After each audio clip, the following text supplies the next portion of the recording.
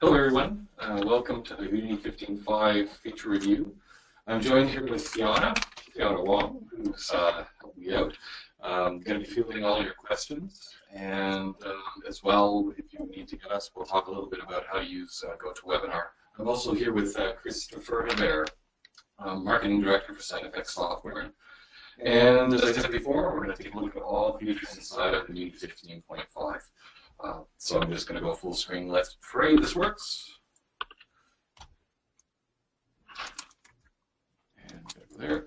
So I've got a whole bunch of slides that I'm going to be running through, as well as firing up Houdini as we go along.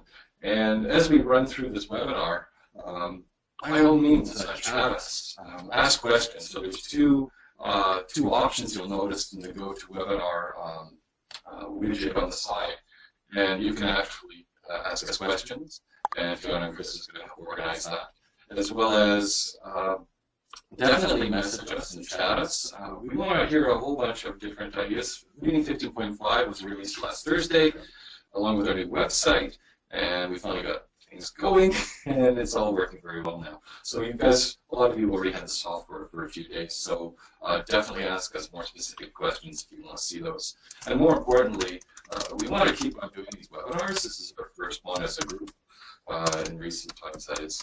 And also, give us ideas for future webinars, things that you would like us to see live, things that would make a lot of sense, us using live action. So that's one of the things I enjoy doing with this group. Hey Jeff, we're getting some bad echoes, so maybe we can work on that audio a bit. Okay, so we're just going to see if we can work on the audio a bit. I think the echoes are coming from my own microphone, so yes. Yeah, so that should be better. Is that better? Better on the echo, or is it still pretty bad? Yeah. Oh, yes. Yes, It's we are, better. yes. Okay, it's better. Excellent. So as we're working with webinars, as I said before, ask as many questions as you want.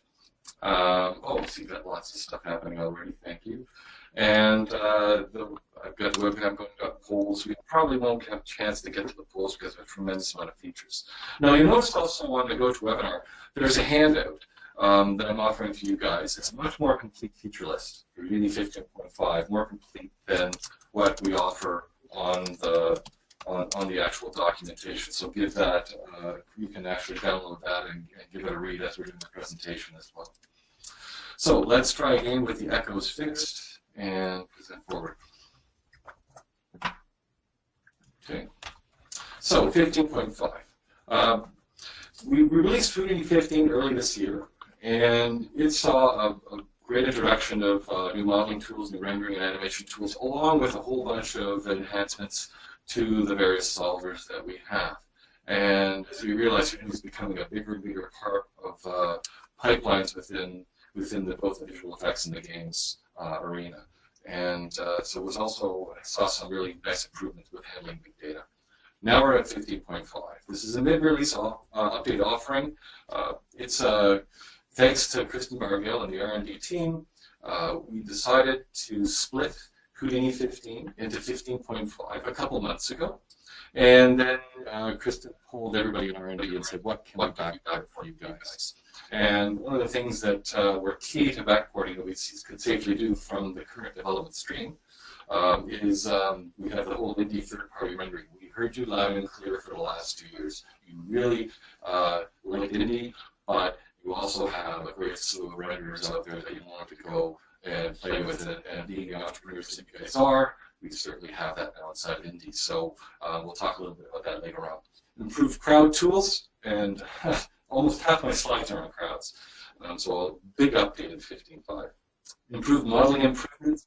Absolutely. We need to polish this modeling workflow moving forward. We're being pulled all the time by games, and feature films just getting the benefit from that. And commercial artists, those generalists out there, we're certainly improving our modeling tools and making it even more rounded generalist type of application, and a ton of other stuff. So right on the modeling. So this is the agenda: modeling, then hair, fur, and grooming, crowds, texture improvements, VR, OpenGL, animation. So those are the things that we're going to be taking a look at. So if you need to take a break or step out for a bit, that's good. Okay. So first features on the edit sub. We lots of improvements to edit SOPs. We can now, and this is a long time coming, double click. We can double click on faces to do entire group selections. We can double click on points to get point rings. And we can also double click on edges to get edge loops. So it's very easy now to create these things, to basically select loops, and using both the A hotkey and the shift key and the control key, we can now make additive and negative selections. And evenly spaced selection and straightened selection. So there's a bit of a screenshot here where you can see there's I just used the right mouse button in blank screen space using the edit SOP, and I did something very, very simple that would have been very challenging in Houdini 15.0, which is just select some faces, straighten them, circle them, and then flatten them. Really easy to do now inside of 15.5. And here's another little quick snapshot of how you can use it to do multiple edit circles at a time, that being a procedural tool, right? So the next step is, and this one is seen a big update, polysplit SOP. And for those of you who are fairly new to Houdini, yes, we do use these acronyms. And yes, I do use these acronyms. We have SOP. And don't blame me for that acronym. I actually love it. It's a great way to speak to somebody very quickly. Instead of using the generic node, when somebody says, oh, I put down a SOP, I know exactly that they're in the geometry context. And I know they're doing something, modifying something. SOP is short form for surface operator. And my first taste of prisms was in '93, and these acronyms were already deeply entrenched. So I use them all the time. So SOP means geometry. So the polysplit SOP is completely new, much more interactive. And all I did in this sphere is I just selected for the square, for the square cut, I just selected 4 points. And then there's an option in the polysplit called quad auto-completion, which automatically, if the cut primitive was originally a quad, it ends up being a quad as well. So really, really quick. So 4 clicks, you've got yourself a cut box. You can then extrude off of that, smooth it out, flatten it, and build off of that, because it's very important to have these islands when we're building and modeling, to have these normalized topologies. And there's another sweet thing inside of polysplit too. We've been waiting for this feature a very long time. How do you cut a surface with a curve? So polysplit now has a second right input. And you can see in the little network here, I've got a curve going through a transform. I drew the curve on the surface, snapping onto it. It seems polysplit really likes that curve to be raised off the surface a bit. Remember, it's like the ray SOP. And if you know how the ray SOP works, it uses a direction vector. So you got to pull it up a bit off the surface, and that's what the transform is there to do. I mean, I could have peaked the curve as well, or peaked the original sphere that I was templating on. Either way, polysplit uses curves. And you can turn on or off quad auto-completion when you're cutting with curves as well. In this case, I turned it on. If you turn it off, what you'll just do is you get a start and the end of the curve gets cut in, but everywhere else you won't get any of those connections. So if you need to do a polyexplan on that or bevel that out, you can do that very easily now.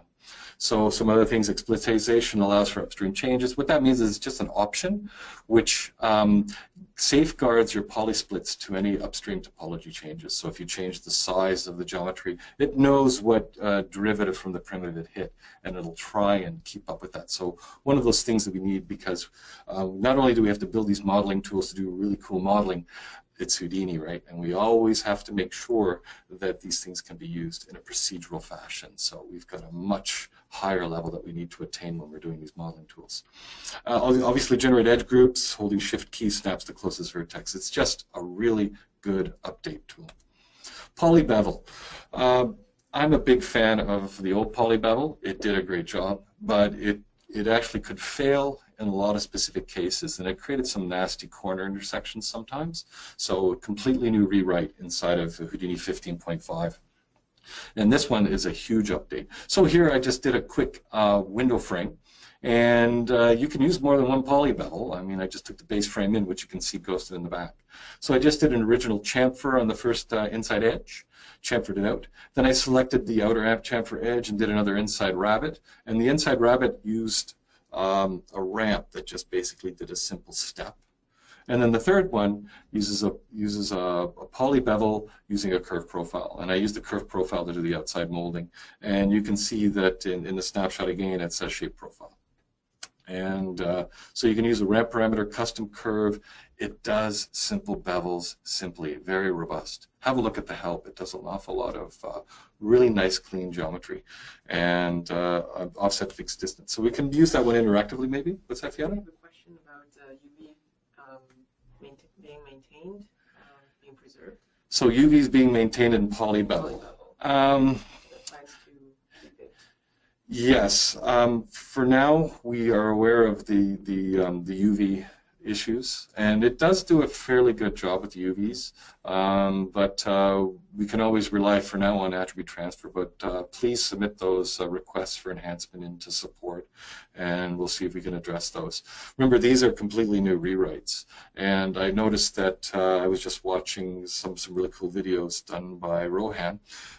He released a really cool set of procedural modeling, and I noticed that one of our new tools actually couldn't do one step. So, and as I said before, we need to revisit these tools and make sure they work under all of these procedural ways. So another example of polybevel that Fiona did of a scope on a gun.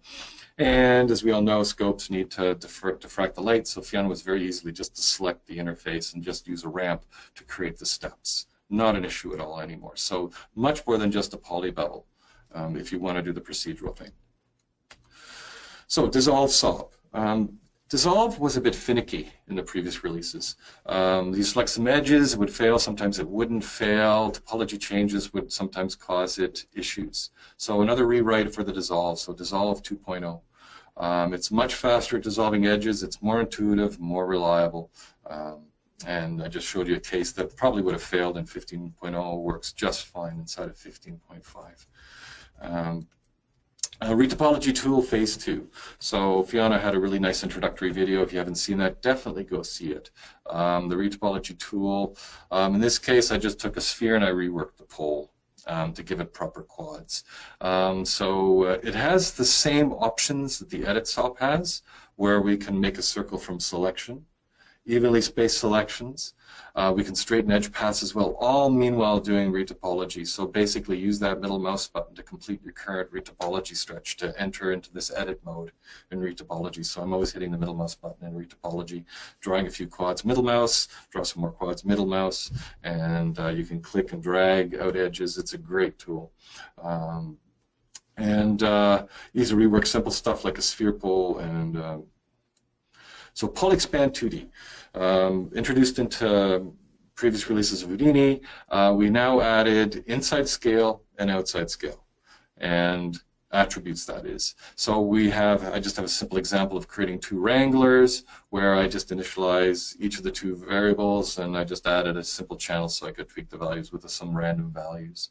And as you can see, it's very easy to create random offsets now with PolyXpand 2D. So if you need to do roads that vary width across the length, you can try and use PolyXpand 2D as one approach to creating really nice inside offset curves. And again, in other applications, this could be a different tool, but PolyXpand 2D is really good at taking a flat 2D surface, take a curve, expand it, you can vary it by attributes. And I want to step back a bit here. And that is all of these new SOPs, they're using input attributes. That is by design. Local variables in the older type SOPs, we had the copy SOP, and the biggest one is the point SOP, where you'd use local attributes to control the various features of the software based on the input geometry. We're now moving into a new world where we're using attributes into all of these new operators. And by initializing these attributes upstream, these operators seamlessly work on these attributes. It future safes us in the architecture of Houdini in that we can now start to explore multi-threading these operators much more efficiently. And it just basically is a much more cleaner way of working where attributes by name don't have these special variables that have these different names. They're basically an attribute name is an attribute name. So PolyXpand 2D, great tool for creating variable width. Delta Mush. With our character push, we've adding some nice deformers, and one of the deformers that we could backport into 15.5 is the Delta Mush. The Delta Mush is actually put inside of the the biped female and the biped male rigs on the shelf. And this is just a quick snapshot. I just ripped the asset open, dove inside of the skin object, and just merged with a bit of a transform so you can see the difference between the two. So Delta Mush, it's one of these really cool voodoo deformers from the old Rhythm and Hues character tools that just basically makes any pad geometry look decent. And stepping back, it means that this tool is also a procedural tool. It can be used to do all kinds of different, so if you have some really awkward deformations, very harsh, where we sometimes have to use smooth deformers or smoothing attributes to get a really nice deforming geometry, throw it away. Try doing a really raw, hard deformation and then just throw a Delta Mush and see where it gets you. Because in essence, what it is it's a smoothing tool that also tries to retain some of the sharp features. So think of it as a sharpen filter with some blur in it, on geometry though. And it works very well that way. So geometry viewport snapping. We now have, this is one of the little things, but it means a lot when you're actually placing objects in the scene. So we can now even snap to X-ray geometry in the viewport. And we have occlusion checking at it for snapping and for also orientation picking. But remember to turn orient on snap on using the right mouse button on any of the 4 snap options. So you can turn on orient on snap and then you get that feature for free. And you'll notice I accidentally turned off X-ray geometry in my snapping when I took the snapshot, but definitely turn on X-ray geometry. So 3D viewport handles. So just an update on the handles. Some nice options to turn on. Some people wanted to see the negative handle as well as the positive handle. Other people's don't. Is the default previously, so you have a lot of control over that. And the view space rotate ring on the rotate handle just makes a lot of sense when you're doing any sort of animation manipulation. So that's it for the modeling for the modeling tools. So how are we doing on the feedback? We're good. Yeah, let's keep rolling. So I don't know if we want to fire up Houdini yet, or you want to fire up Houdini? Yeah. Okay, so let's see a little bit of that in anger. I have some files here. I got a scene file up. So I'm on the Mac. Oh, by the way, the platform I'm using, in case anybody is wondering, it's a Mac laptop. It's a latest generation MacBook Pro.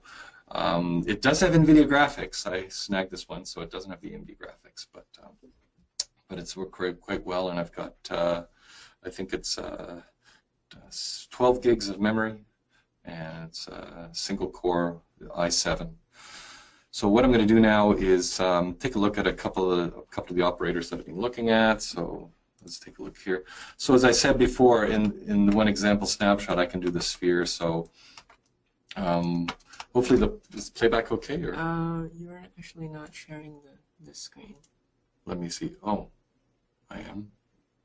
So people are saying, there's a lag. Oh, bit of a lag. Yeah. So again, we're basically feeling out a GoToWebinar. Yes, it's our first time. Our first time using GoToWebinar. So definitely want to iron out the bugs. And then if we're going to be playing a few movies later on, I was pretty careful with the movies because I know sometimes, depending on what it is, we might have the frame rate too low.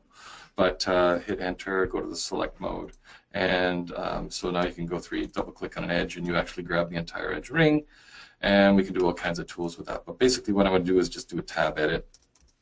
I sometimes just like to select the transform geometry, and let's select 4. So actually, we go have ahead. a question. Any way to use a VR headset inside Houdini? And I believe the answer is no. No VR headset inside of Houdini. Although, having said that, not directly supported, but there is some really strong Python modules that do support that, and we do have a Python SOP, so I don't think that would be, if you're a little bit handy, would be too much of an issue to implement that inside of Houdini to support it. And he also had a question about the best way to learn Houdini as a beginner. The best way to learn Houdini as a beginner. I'm thinking that could be another webinar. So for now, the best way to learn Houdini is, that's a deep question. I have my own ways of teaching Houdini that I would love to share with everybody. It's quite different than a lot of the other things that are online. And I've been doing this for over 22 years, so I definitely would love to see that. So definitely we'll carry that one forward. Thank you. That one's a great question. So anyway, I got my curves here, and if I wanted to take, let's grab these lines, and then I can right mouse, and then I can just basically straighten the selection so it makes it nice and regular, and you can see it's nice and flat. So really easy to work this stuff up. And again, I can go for select these 4 polygons, and then I can do a poly extrude, and you can pull it out, and you get a really nice flat selection. But sometimes what I will do is not doing that, because sometimes a poly extrude, let me redo that, and I'll show you a little bit. So let's redo this handle. The problems you get is if I try and poly bevel this, I'm going to get some really awkward situations when you get these sort of conditions. So what I tend to do is I'm going to blow away this poly extrude and do another one, but again, just going to select this ring. So sometimes what I do is I select the ring, and then I'll just do poly extrude on just the ring. If I can type. And then you can actually do an inset offset first. And let me go here. Actually, let me just show you here, so I can do a reselect here and pick up the last edge that I missed. And then you can do an inset offset, and then you can poly extrude from there. So let's select the 4 faces again, and then tab poly extrude, pull it out. That would be my wheel mouse going. And then you can then select this ring, do 3, and then let me just select these guys.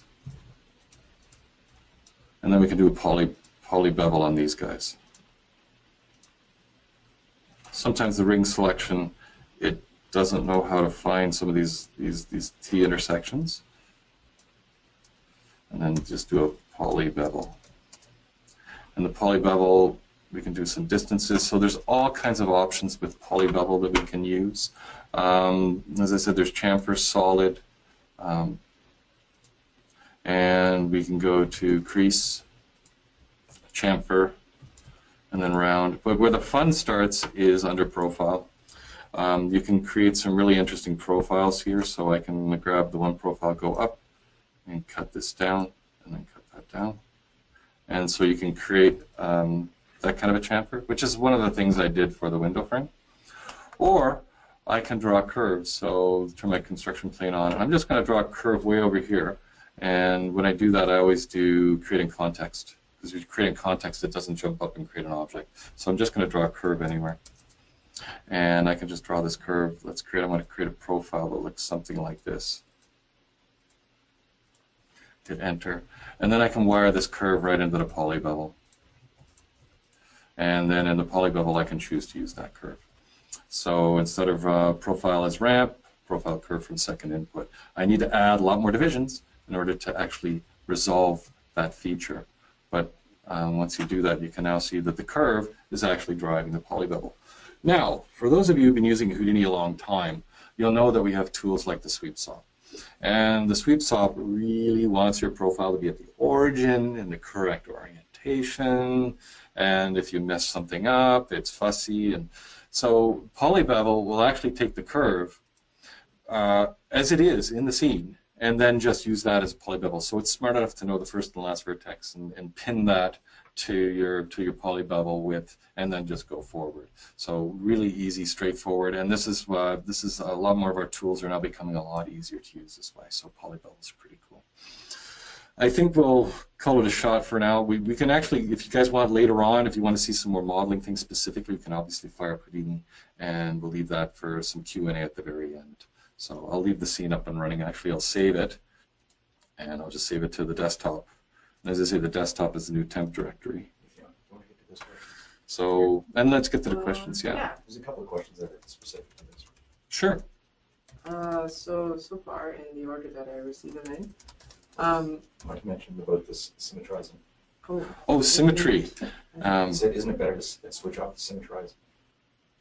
Yeah. There is an option to. Yeah, there's an option to turn on and off symmetry. I'm just hacking away here. Yeah. And then Aaron asked, does the size of the curve affect the bevel, or is it relative to the bevel itself? It's relative to the bevel itself. So the curve coming in, it's based on the fixed distance. So if I increase the distance, it's actually controlling the curve. And I do have a profile scale down in here. So as the distance increases, the profile curve will scale as well. So I should dial back the scale. So you can see here dialing back the scale sort of tames the curve extrusion down a bit. Yep.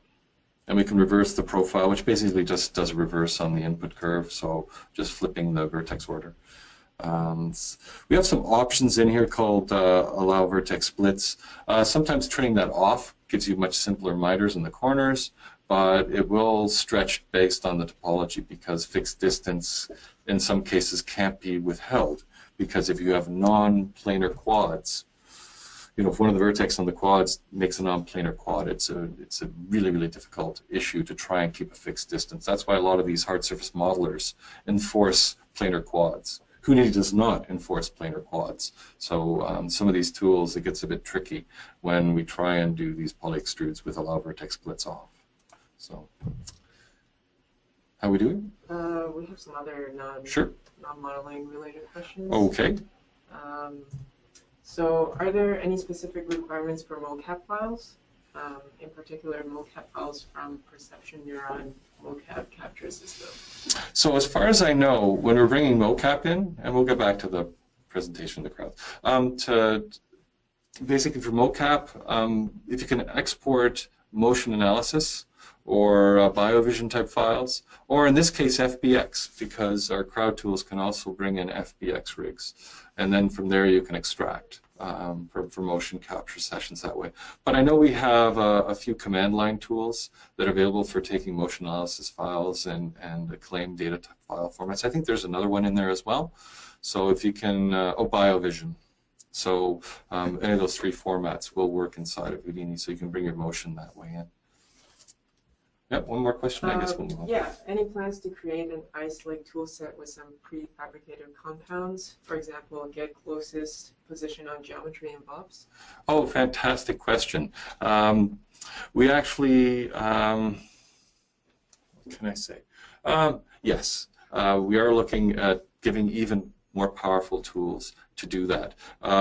We actually added in, I think this is one of the, I'm not sure if we put this in 15.5 or not, but we now have a way of actually picking up the derivative information with get closest point, which we weren't doing up until now. And we discovered this when we were starting to do some more advanced work in characters using curves to control some animation tools. So I don't know if that's in 15.5 or the next release, I'm not sure. But we also have another SOP in here that you definitely want to take a look at, which is the polyframe. Or then there's a couple other ones as well, but there's a couple different ways to find closest point, but not closest derivative yet. So in VOPs. And to the answer to giving you a more complete ice-like interface for VOPs, we do have a bit of a nod for when you're doing some, let's add a VOP, let's add attribute VOP. And we can dive inside of this. And I can show you a bit of this sort of a scenario that we do. So basically an ice tree in soft image is a single object. Compounds are written in C++. There really is no specific analogy to that. VOPs are actually coded in just standard VEX code, which is very similar to C, flat C, or C#. Very, very simple language to get in. You don't have to worry about declaring anything. And what I like to do here is I will open up we have a little bit of we have a list of all the various operators that we can work on. And then, for instance, if we wanted to use some noise, we could just take some anti-alias noise, drag and drop that in there. And maybe not cell noise, but let's just do a standard,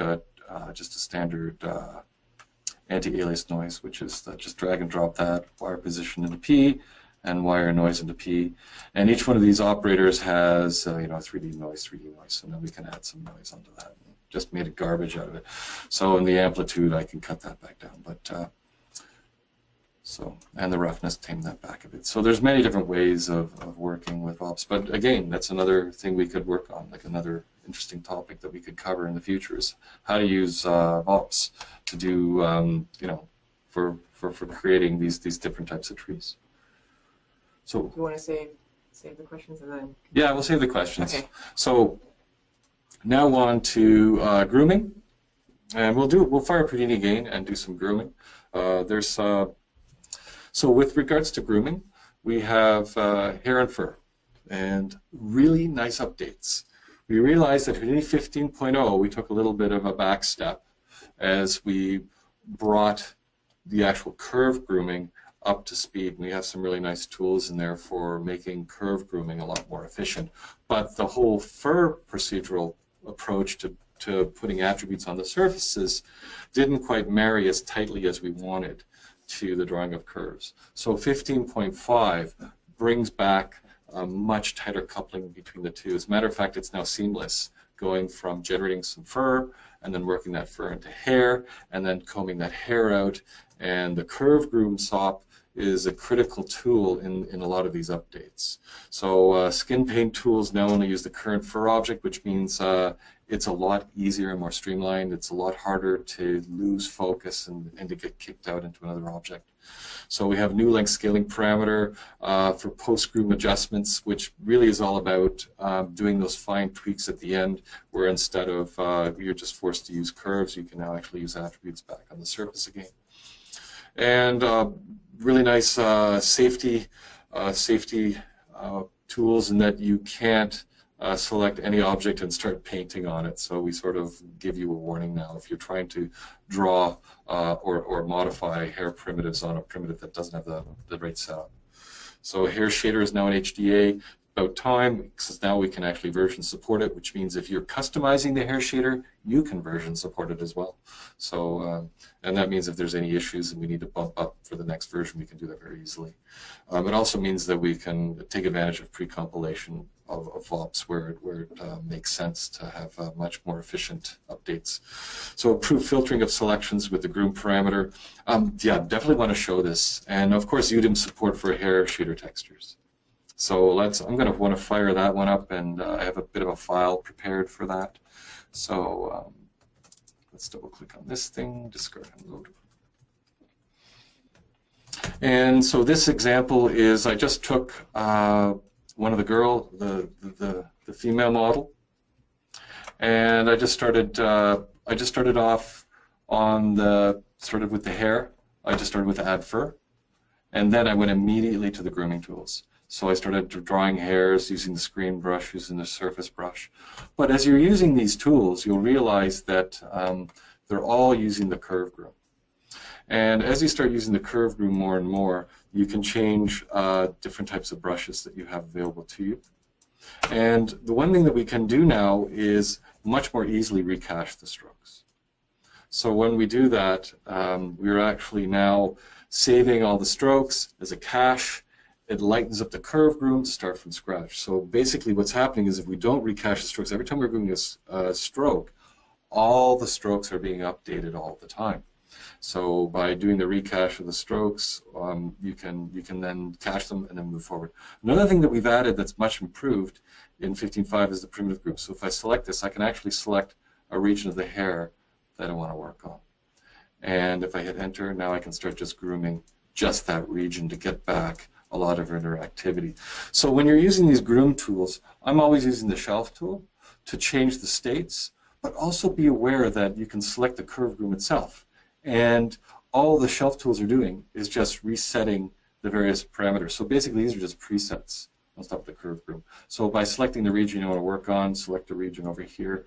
I want to work on the front here, and maybe you want to do a bit of lift of the hair on that region. Actually, I should have hit enter. So let me select that region, hit enter.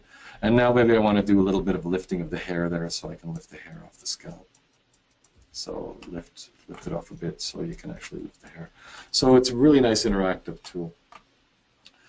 So let's go back to the slides. Any questions on that? Or?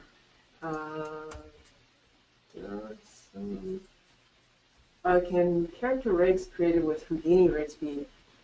Sorry, I should read this here. Let's read it. So I'm reading the question off the screen. Can the character rigs created with the Houdini rigs be animated and then exported as FBX into Unity and Unreal Engine 4? Is the skeleton and animation playable in Unity and UE4? I know there's some work that we did a year ago to get the FBX rigs into Unity. So I haven't tried it myself recently, but it was able to get it to go. So definitely please try that. Go ahead. Sorry, I also messaged Damien, who's developing the Unity engine for Unity. Yeah, so we'll get and a he question. said that the answer is yes. Yeah, that's what I thought. Yeah, so you can do that. Because I did try it, not in 15.5 though, so it did work in 15. So please try it in 15.5. Question on grooming, which is can we easily clump clumps? Previously we had to modify for people, for Yes. cool people. Yes, so that's that part of the post-groom thing. So clumping hair is one of the things that got a great improvement. So you can now create clumps on, oh, pardon me if I go over where my selection is. So you can create some clumps on the area that we need to work on, and you can fine tweak those clumps later on. Although we still want to add a lot more improvements in that area to get some nice sub-clumping. So what I'm thinking of is, have you ever seen a cat? When it pulls it back out, you're sort of getting these chunks of clumps on those lines. And you can more than do that. It's just that we want to make sure that those tools are available off the shelf. And another question. Mm-hmm. Any plans to include GID as an option inside Houdini for HDA version control? I can't talk about that. Okay. Answered. So, we have one comment that yeah. says he is exporting animated characters in UE4. Yes. Because we had some issues. No, so be all right. So I bet you probably found a forum post that was about 1.5 years ago when we did have issues. So I know that a lot of that has addressed. And I was able to take, and I was able to round trip an FBX character from Motion Builder into Houdini, then from Houdini into both Unity and Unreal. And so worked okay. There's a question about ignoring hair guides. Can hair follicle placement happen procedurally via texture coordinates? For example, painted stubble. Absolutely. So when we're doing a lot of these curve grooming tools, they're actually using a combination of surface tools and guide tools. But if I middle mouse on a lot of these, middle mouse on one of these tools, you can see that there's glue to animation and glue origin. So all of these attributes in the spreadsheet, and this is why you'll notice that I'm not using the build desktop, right? I really enjoy using the technical desktop. And I encourage a lot of users that are starting to get more meaningful into the Houdini sessions actually go to the technical desktop because you get the tree view. And you also get the spreadsheet. And if you want to follow any videos and where the network is at the top and the bottom, just push the switcher bar. And now you can follow any tutorial, but you now can inspect what tools are being added, what attributes being created, and you can also see over here on the left-hand side, some of these tools spray nodes in a few different directories. So seeing what happens makes a big deal for me, so that's why I always like using the technical desktop. It gives me a great foothold to interrogate any scene and figure out what's going on really quickly and then move forward. So as you can see here, there is all kinds of attribute support for the surfaces in here. Absolutely, you can write your own procedural grooming and hair toolkit. And it's the nice thing about the tools is it's not per vertex, it's per face. So the tools actually interpolate varying face attributes as opposed to being stuck on the vertices as well. So that opens up the door to changing topologies, to swapping and mixing and applying one groom onto another character. And we do have a tool that allows you to do that under the grooming.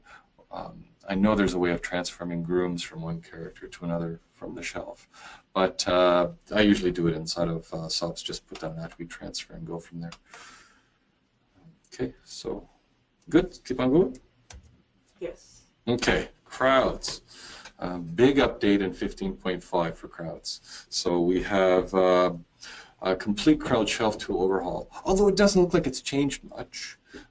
Underneath the scenes, a lot has. We're finding crowds is getting a lot of traction now in a lot of facilities. It's because it's a type of a crowd tool that doesn't completely take over your crowd pipeline. It augments your crowd pipeline, very much like Houdini augments other technologies inside of a game and film pipeline.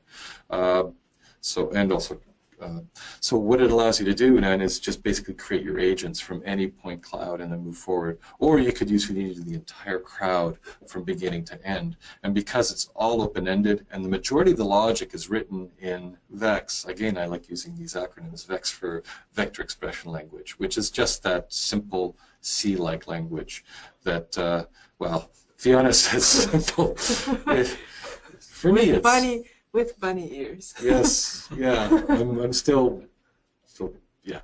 It's actually if you're a technical artist that's used to writing scripts and a bit of code, Vex offers no real issues that way to get up and running. It's very loosely typed, so it's very compliant to writing loose code, so you don't have to really manage your variable types to the nth degree. It's very fun language to learn. If you ever want to learn how to write shaders, Vex is a great language to explore that.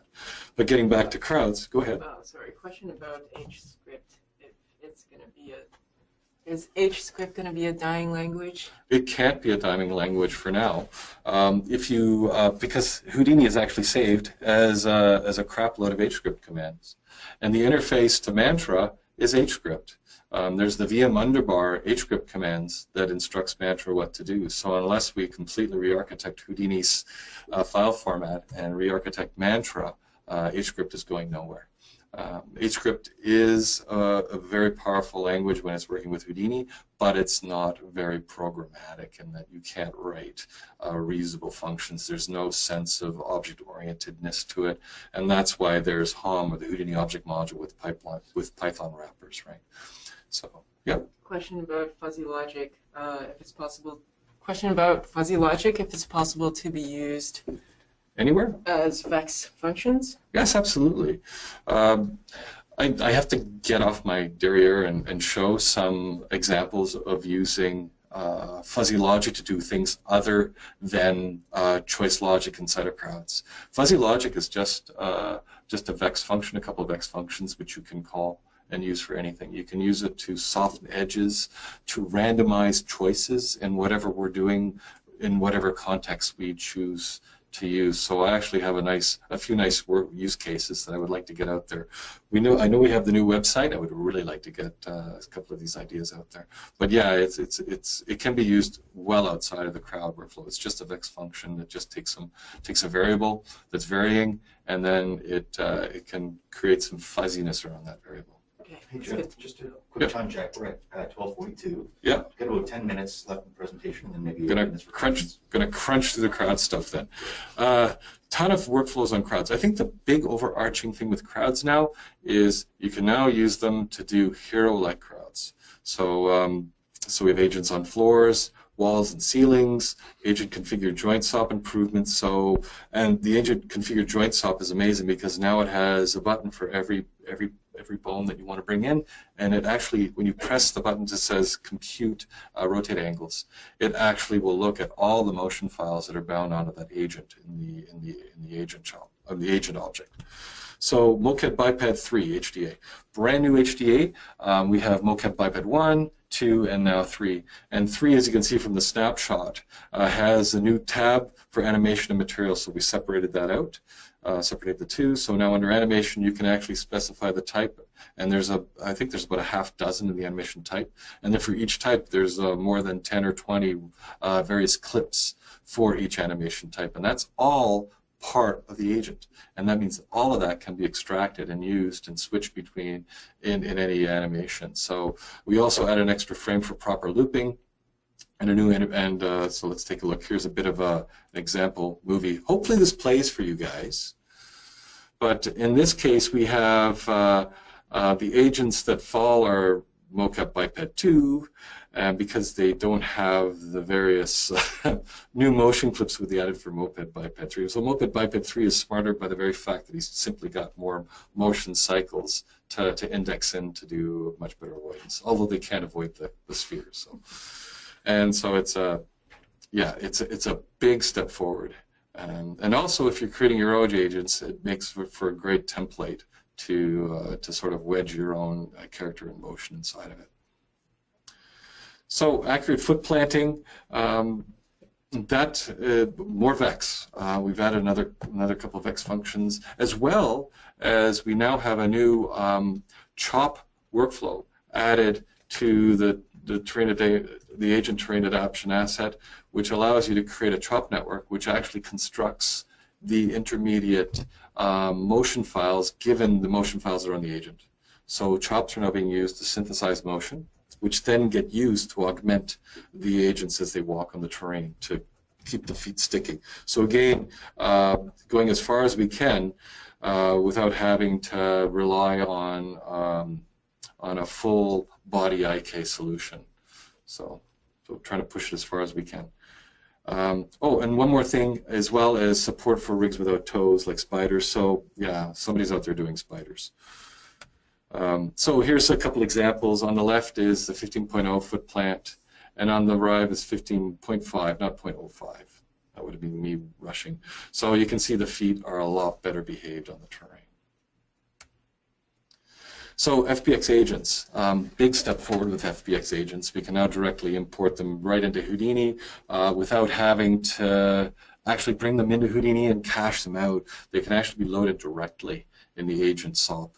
And it makes it a much quicker to turn around things, because a lot of these FBX agents have a lot of complexity to them. So the more you can do live off of disk, referencing off of disk directly and not having to cache things out, makes things a lot more procedural. So that's now added inside of 15.5. Some crowd solver improvements, easy for forces to influence agents with locomotive clips, and things behave a lot better. Yes, you can get some pretty ridiculous forces on the agents now. Obviously, you can push them beyond the scope of what the motion clips can support, but still it hangs together pretty well when you apply influence forces. And there's minimum sliding and spinning of agents. I think the biggest thing for 15.5 is when you get two crowds milling and interacting with each other, the avoidance no longer looks like a bad games engine. Actually, they look like they're really engaging characters with believable motion, to do both avoidance and to do avoidance of characters and avoidance of objects. So train adaptation SOP, new train adaptation SOP, but this one's a bit different.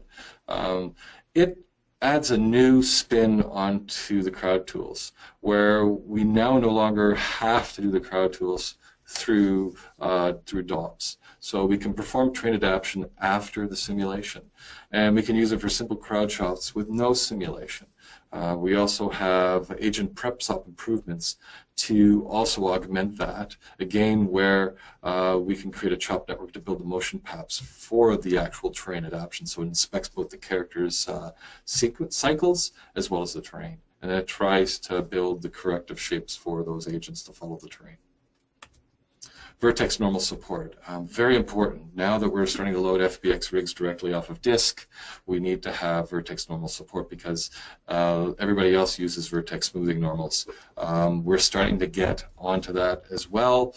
Right now, 15.5 Vertex normals are fairly well supported, but having direct support inside of the crowd tools and updating these Vertex smoothing normals is critical, because a lot of times these agents are lower resolution, but they use these Vertex smoothing normals to generate higher detail just by simply cheating shading, right? So supporting that properly in deformation is very important, especially, again, loading them directly off of disk. Locomotion controls. So we have two requirements for a hero. We have a requirement from studios for hero foreground crowds.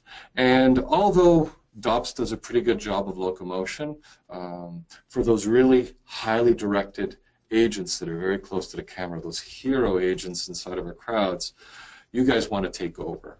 And so that's why we've done a lot of work with the locomotion controls to allow and give you guys improved locomotive clip support, so you can provide your own locomotion to motivate the characters through the scene, so you can really tightly direct them.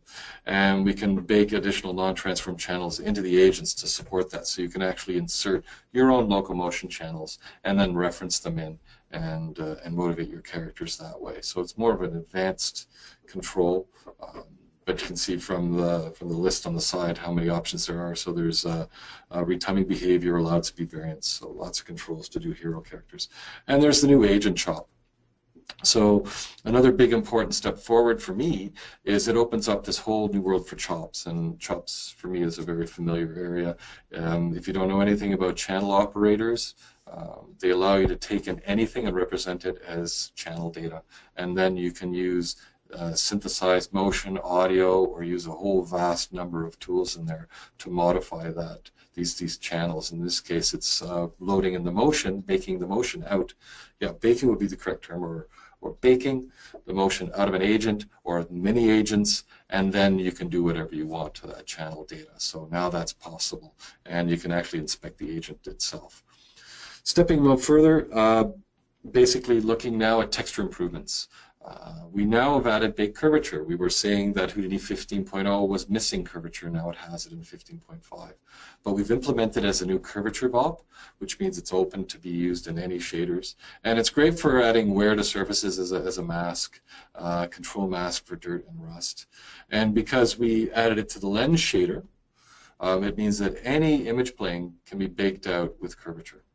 And go ahead, good question. I have a question about if there's a way to see texture variations in viewport based on layer names. Oh, based on the layer names. So the layer name would be the UDIM layer, or was it? Oh, the texture layer. Yeah. Yeah, ping him and get a little bit more information because I don't know what he means by texture layer. It could be a few things.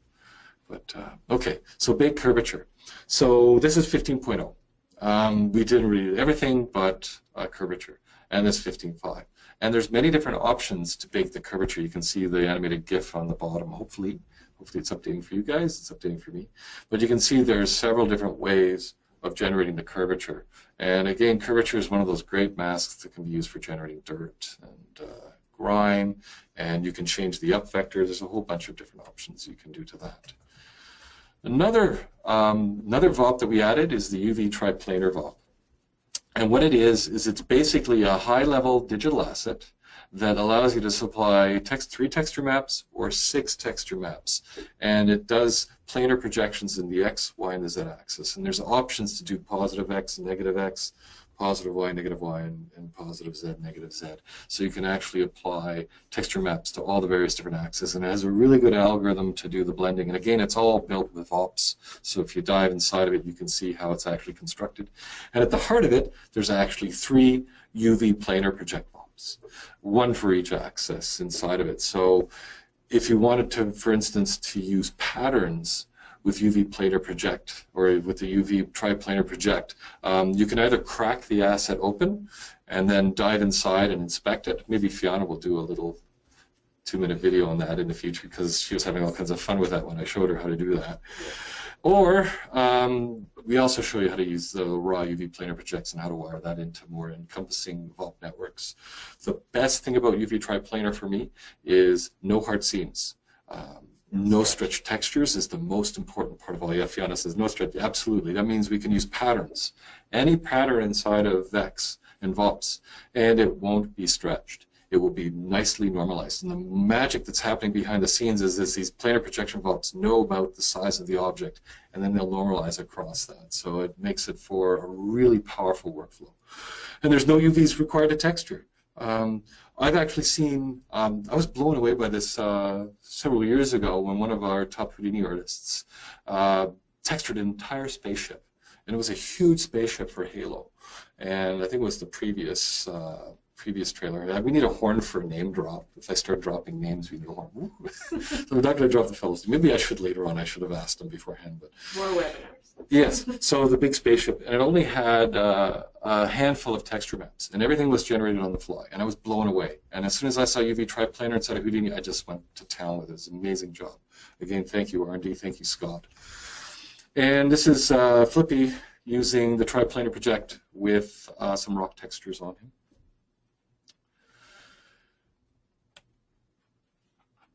And sometimes, okay, so we also have UV layout improvements. UV layout, SOP. Tighter UV island packing, it's better. It's still not 100%, but it's better, and we're working on it. And but in 15.5, it's a really, really nice update from 15.0. Plus, there's an added orthographic orientation of UV panels. So if you've got a lot of orthographic panels, they'll now be oriented correctly. Yep, go ahead. Question about triplanar objects, Oh. triplanar project. Okay. Will it work nicely with animated objects or just still geometry?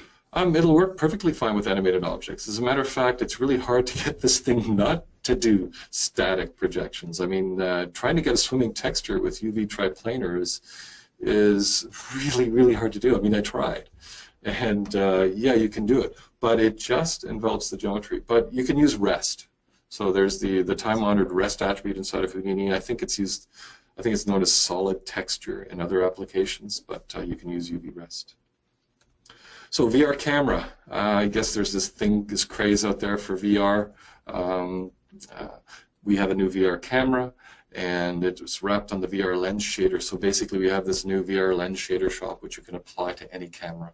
But we do have a nice wrapped-up VR camera that supports a lat long, cube maps, and perspective mode, and it also supports VR lens shader camera pairs as well. So this is just a quick snapshot of it. And here's a quick video. Hopefully this is playing for you guys correctly. And this one is another one using stereo pairs. And again, it's really easy to generate these content. Although I'm quite a fan of putting the camera on an agent head and then watching the agent walk through the crowd. That's a lot of fun too. So camera overscan, we've got a whole bunch of little stuff coming up now, and then we'll see if we can leave a couple minutes for Q&A. But camera overscan, really simple. Add the property image overscan, supported by mplay, and more importantly, you can do it in EXR and support it in Nuke. So finally, you no longer have to do that monkey magic to get your to over-res your image and then use crop planes. It's just simple, just your overscan in X and Y. How many pixels do you want? And then it just does the correct thing. Houdini viewport now has full displacements, improves BFDS and BRDFs to match mantras types. We also added 90s Euler tumbling method, which means you can now tumble over the pole. So if you're very used to that in your application, you can do that as well. And this is just a quick snapshot of what that looks like with some nice shading matching the BSDFs inside of Mantra. And the OpenGL ROP, big update in the OpenGL ROP. Motion blur support, depth of field support, and it's got a new limits tab, and it's very much becoming very equivalent to the Mantra render operator as well. So it's quite full featured, and just make sure your graphics card is ready to handle some of the options that you can have. It's got insane anti-aliasing options of 64 times oversampling and very, very large resolution oversampling. So it's a great front end to your graphics card. If you have the latest and greatest NVIDIA graphics card, it's a great node. Playbar dope sheet.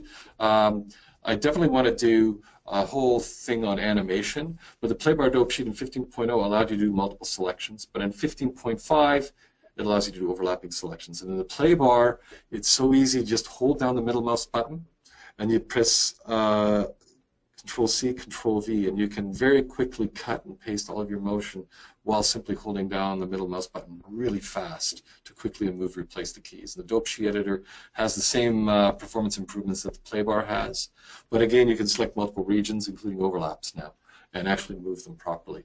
And again, it has that same middle mouse button. Hold that middle mouse button, and you can drag and drop, cut and paste whatever under the cursor. Parameter spreadsheet also saw a lot of improvements, but believe it or not, the parameter spreadsheet is the only GUI tool that we have right now in 15.5 where you can copy the entire animation channels or the entire animated parameters from any node onto another node, as long as the names match. So we can actually have two characters and then copy the motion over using the parameter spreadsheet. Fiona's laughing because she's been waiting. It's a comment. Oh, it's a comment. Oh, we'll We're going to marathon through all of these at the end. It's Yeah. a sweet voice. Oh, God. jeez. Help system. I thank you, Matt. Help's looking really good. Very readable, cleaner layout, more legible. I really like it. And I think the big thing for large facilities is you can have a central help server without an engine license. Yay. So now you can go site-wide on this without any restrictions. So that means more people can access the help, right? And it has an improved search. I really like the search inside of here. When you're searching for words, it gives you a really long list of all of the targets on the right. Very well done. Performance. minor things here. But I think the one thing that, two things we need to take away from performance in 15.5 is Alembic is faster reading and writing, and Vex. Vex saw some really nice background improvements that Mark Elent was able to backport into 15.5 without affecting too much. And that also means that always scrutinize Vex operations. You never know, there might be a problem, and please submit the bugs. We'll fix them as fast as we can. Other than that, I haven't had any issues with Vex, by the way, in 15.5. But it does affect all Vex code, from Wranglers to Mantra shaders. Houdini Indie, finally, as I said before, support for render engines, Arnold, V-Ray, Octane, Redshift, and RenderMan 20. And if you have a really good candidate, let us know.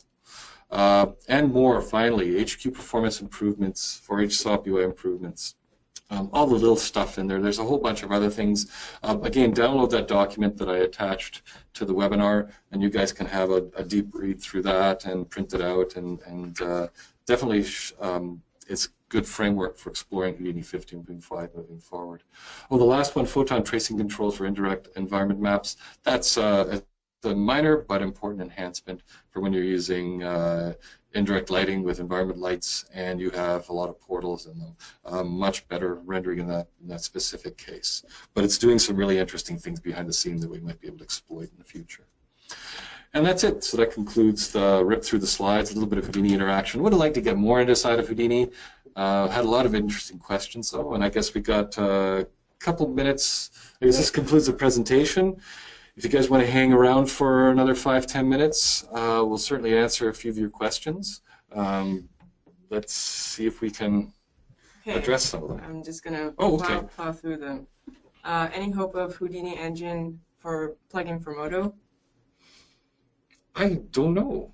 I haven't heard of anything. Actually, definitely put the request. I think two things for that request. Obviously, ping the Foundry, see if there's a desire there, and also ping us, and let's see what happens there. And hopefully, there's a third party that's willing to step up and do the port in the short term. Yeah. Okay. Next is, how about future interactivity with Fabric Engine? We already have a pretty good interaction with Fabric right now inside of Houdini. Yeah, we're always interested in hearing more about that part of the pipeline.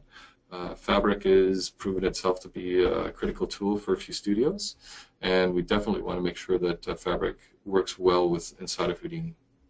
Next, is there any development plan for small-scale fluid sim improvement, more robust surface tension, and meshing methods that preserve folds and contacts?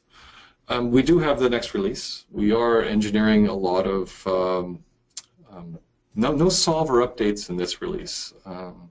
We're definitely investigating all of that right now. And who knows what's going to end up in the next release, but we are certainly actively and aggressively looking at all of those different features. So yes, good things are going to be coming soon. There's a question about local variables, e.g. $F completely being replaced by attributes at time, for example?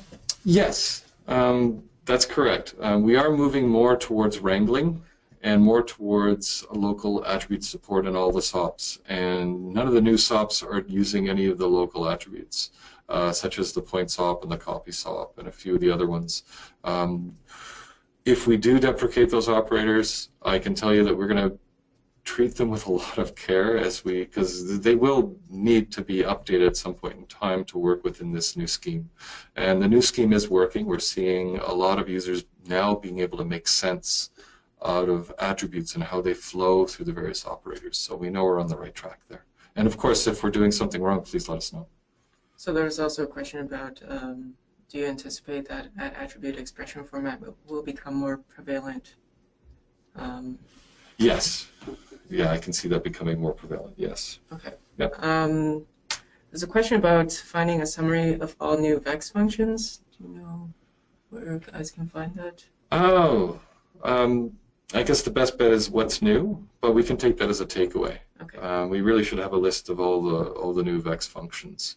I should be able to figure that out pretty quickly, so please note that one.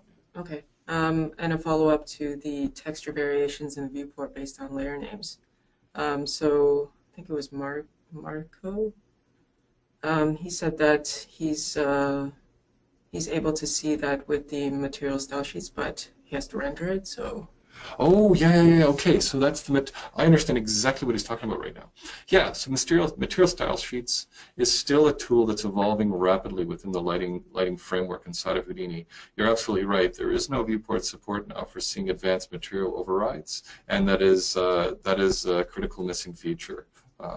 So definitely we are looking into improving that whole part of the lighting work with style sheets for the next major release.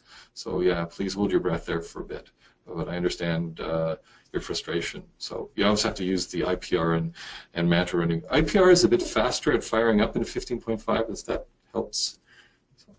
next, can triplanar become a UV exported with a mesh?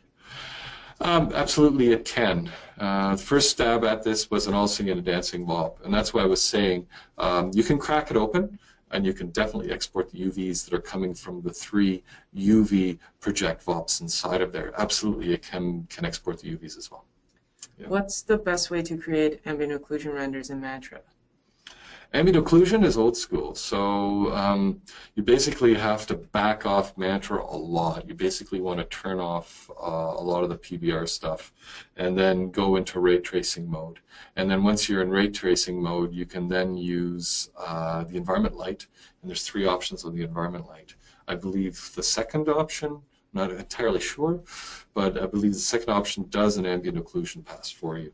Or inside of your surface shader that you're building, you can just add a loose VOP, the ambient occlusion VOP, and you can big out ambient occlusion there. It won't be as efficient though, because it's still going to have the overhead of rendering a PBR render. Yeah, but that's 2 ways that I know. Probably the former, just do a ray trace pass with ambient occlusion with an environment light. And remember, when you're doing ray tracing, it's the samples on the environment light that are key, because the output driver in ray trace mode behaves differently than with PBR. So you do have to oversample the lights when you're dealing with ray tracing. Opposite is true of PBR. If you're using PBR with environment lights, definitely turn the samples down to 1 or 2, and then try to do oversampling inside of the ROP. So ray tracing, ambient occlusion in the environment light. So there's a question about if you're planning any for hair masterclasses, in-depth do and don'ts, preferred workflows from start to finish, like caches, optimization, rendering. Masterclass in that area would be great. I'd love to see the developers give us a masterclass on the latest and greatest in the inside and outs of 15.5. Yeah, and styling options you have inside there now. Okay, and how is overscan handled with Houdini Indie? Good question. I believe the resolution hit on Indie is hard. So if you want to do an overscan on the HD res, yeah, I think, I haven't tried it, but I think you're going to be SOL. Sorry, out of luck. So he's smiling. I think So you know that what? means something else. But you guys got us to do the multiple render engine support, so definitely your voices count here, right? And it's an active audience, so please let us know, and we'll definitely see what we can do there.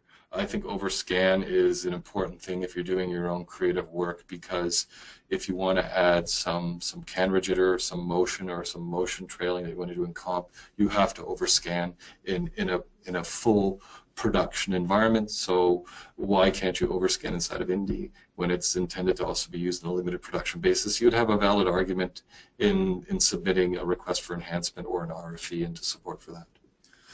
So since Houdini is pushing for a more central role in the pipeline and branching into VR, are there any plans to develop the surface model into a contemporary layer-based shader, since Houdini is now complemented with the principal shader?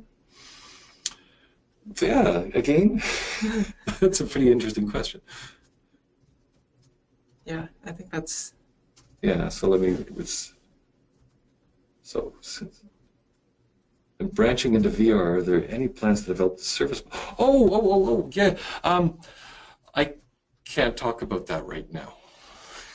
So there's, I do say this, because the next major release of Houdini, it's going to definitely see a huge change in shading with regards to that. So I would be very comfortable in saying that there's going to be some interesting methods of mixing materials at multiple levels in the next release. So I can't say very much more than that, but yeah, it's certainly innovative. Oh, by the way, Houdini 15.5, I noticed there's some questions into support. Does not need a license. So Houdini 15.5 does not need a 15.5 license. It runs on 15.0 licenses. Feel free to download the software, install it, and run forward. Remember, it's just a branch off of 15. So the intention is that you guys can switch over production from 15.0 to 15.5, and it'll be seamless. Okay, so the last question, and sorry to everyone whose questions didn't get answered. At the quick EQ, what exactly are changes to the for each SOP? Oh, for each SOP, just a little bit more sanity around some of the parameters, so it's a little bit more. There was a couple of things in it that weren't that straightforward to understand, so simplifying some of the options inside of the for each. That was all about. It's just making it a little bit easier to use. Yeah. Okay, I think that's all the time we have. So it's 1:10. So hopefully it was good for everybody. As I said, I'm in my element when I'm doing these things. As I said, one of the things that I really want to do is fire up Houdini, use it a bit more in anger, so you guys can have a really good taste as to how somebody would actually use the software. I have a very simple way of using Houdini, but very complicated, where I can rip through any scene. So very easy for me to take a look at ideas and sketch out ideas. And I had a blast. Thank you, Chris. Thank you, Fiona. Maybe we can, when we post the video online after, people can suggest future webinars. Sure. We did a quick poll. Yeah. Oh, you did a poll. Yeah, and we got some results. So Fantastic. Yeah. Well, I don't want to take up very much more of your time right now. As I said, this is being recorded, so it'll be available for watching later on. And hopefully it'll spur some more discussions. And thank you very much. And I hope you enjoy Houdini 15.5 on behalf of Side Effects and all of R&D. Test it, hammer it, submit issues, and do great work with it. And we all have a great time seeing the amazing stuff you guys are using with the software. And it's a hoot waking up every morning and watching the latest video footage from you guys using Houdini. So keep it up, and thank you very much. On behalf of everybody here, bye.